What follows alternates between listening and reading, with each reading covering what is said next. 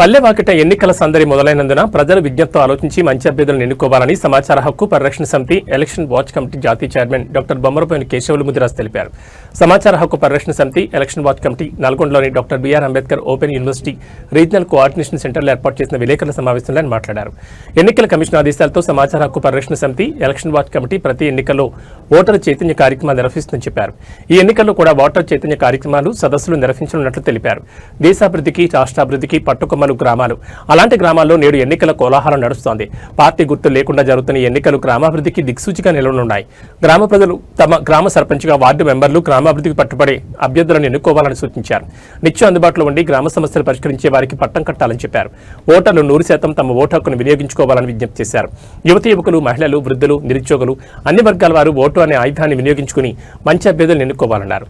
సొమ్ముకు మద్యానికి తాయిలాలకు లాలూచి పడకుండా గ్రామాభివృద్ధిని దృష్టిలో పెట్టుకుని ఎన్నికల ప్రక్రియలో పాల్గొనాలని సూచించారు. అభ్యర్థులు ఎవరు ఇష్టం లేని పక్షంలో నోటాకు ఓటు వేయాలని చెప్పారు. ఎట్టి పరిస్థితుల్లో ఓటును వృధా చేసుకోకుండా సద్వినియోగం చేసుకోవాలని సూచించారు. 3 దశల్లో జరుగుతున్న గ్రామ పంచాయతీ ఎన్నికల్లో ఓటర్లు జాగరూకతతో ఉండి గ్రామాభివృద్ధిని దృష్టిలో పెట్టుకుని ఓటు వేయాలన్నారు.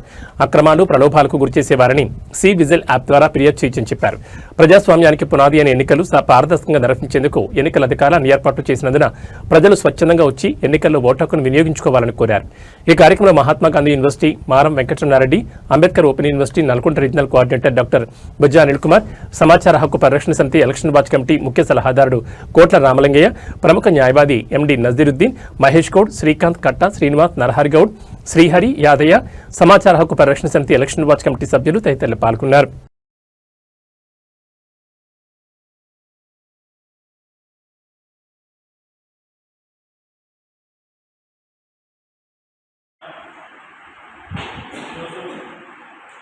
సమాచార పరిరక్షణ సమితి ఎలక్షన్ వాచ్ కమిటీ ఆధ్వర్యంలో కూడా మీడియా సమావేశం ఏర్పాటు చేసుకోవడం జరిగింది.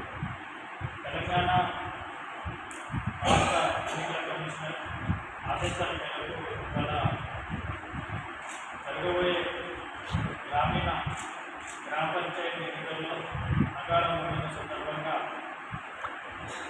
ఓటు అందరూ వినియోగించుకోవాలని, ఎలాంటి ప్రలోభాలు గురి కాకుండా స్వచ్ఛందంగా ఓటర్కు వినియోగించుకొని ఓటర్ల శాతం పెంచాలని, ఎన్నికలు అవకతవకలు నిర్వహించడానికి సివి జిల్లా పైన మరి అవగాహన సదస్సులు, ర్యాలీలు, సభలు, సమావేశాలు ఏర్పాటు చేస్తూ మరి ఇవాళ గ్రామీణ స్థాయిలో అంటే మామూలుగా ఓటర్కు ఉన్న ప్రతి ఒక్కరు ఓటర్కు వినియోగించుకోవాలి.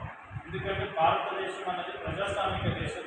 ప్రజాస్వామిక దేశంలో భారత రాజ్యాంగం కల్పించింది ఓటు హక్కు. ఓటు హక్కు అనేది చాలా విలువైనది. ఒక వజ్రాయుధం లాంటి ఓటు అనేది.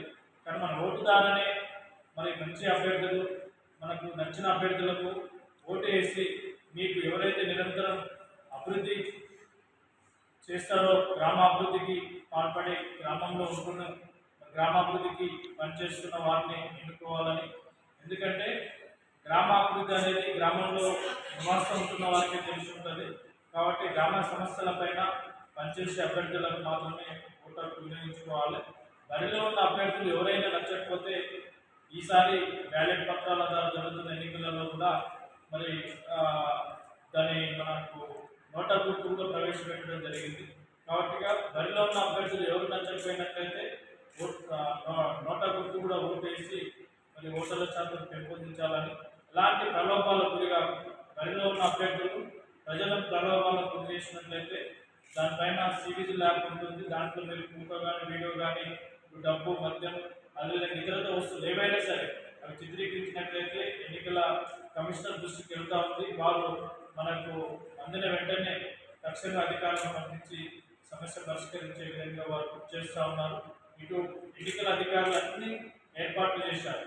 కాబట్టి మన కర్తవ్యం మనం ఓటు హక్కు వినియోగించుకోవడమే. మరి గ్రామాలలో మహిళలు, యువత, ప్రజాప్రతినిధులు అందరూ కూడా విద్యావంతులు, మేధావులు అందరూ ఓటు హక్కులో పాల్గొని ఓటర్ల రోజు సెలవు దినం అయినప్పటికీ కూడా మరి అందరూ ఇంటి వద్ద ఉండి ఓటు హక్కు వినియోగించుకోవాలి. ఫస్ట్ ఓటు హక్కు వేసిన తర్వాతనే మిగతా కార్యక్రమాలు ఏమైనా చూసుకోవాలి తప్ప గతంలో కన్నా ఈసారి 100% ఓటింగ్ పోలింగ్ అయ్యేటట్టు కూడా పనిచేయాలని కూడా ఓటర్లకు అందరూ కూడా విజ్ఞప్తి చేస్తూ ఉన్నాం. అదేవిధంగా ఎలాంటి కూడా మీరు డబ్బు, మద్యం ఇలాంటి వస్తువులకు ఏమైనా ప్రలోభాలకు గురైనట్లయితే తప్పకుండా మన ఓటుని మనం అమ్ముకున్నట్టే. మనం ప్రజాస్వామ్యం మణిగణకే ఓటు హక్కు కాబట్టిగా ప్రజాస్వామ్యాన్ని కాపాడాలంటే మనకు ఓటు అనేది మన భవిష్యత్తును దృష్టిలో పెట్టుకొని మనం ఓటు హక్కు వినియోగించుకోవాలి. గతంలో కూడా ఎన్నో కార్యక్రమాలు సమాచారం పరిరక్షణ సంస్థ ఎలక్షన్ వాచ్ కమిటీ ఆధారంగా కూడా ప్రతి ఎన్నికలలో కూడా గ్రామీణ స్థాయి నుంచి జాతీయ స్థాయిలో ప్రతి ఎన్నికలలో కూడా అవగాహన సదస్సులు, ర్యాలీలు, సభలు, సమావేశాలు ఏర్పాటు చేస్తూ ఉన్నాం. ఇవే కాకుండా ఎన్నో సామాజిక కార్యక్రమాలు కూడా చేస్తూ మరి ఇవాళ ఎన్నికల కమిషన్ యొక్క ఆదేశాల మేరకు ఇవాళ మీడియా సమావేశం ఏర్పాటు చేసుకుంటున్నాం. కాబట్టిగా ఎన్నికల్లో బరిలో ఉన్న అభ్యర్థులు ఎలాంటి ప్రలోభాలకు గురి చేసినట్లయితే సరైన చర్యలు తీసుకోవడానికి ఎన్నికల నియమ నిబంధనలు పాటించాలి. కాబట్టిగా బరిలో ఉన్న అభ్యర్థులు ఖచ్చితంగా నిఘా నేతలు పనిచేస్తుందని చెప్పి గుర్తెరిగి మీరు బరిలో ఉన్న అభ్యర్థులు పనిచేసుకోవాలి తప్ప ఎన్నికల కమిషన్ యొక్క నియమ నిబంధనలకు లోబడి పనిచేయాలి. ఎన్నికల్లో ఎలాంటి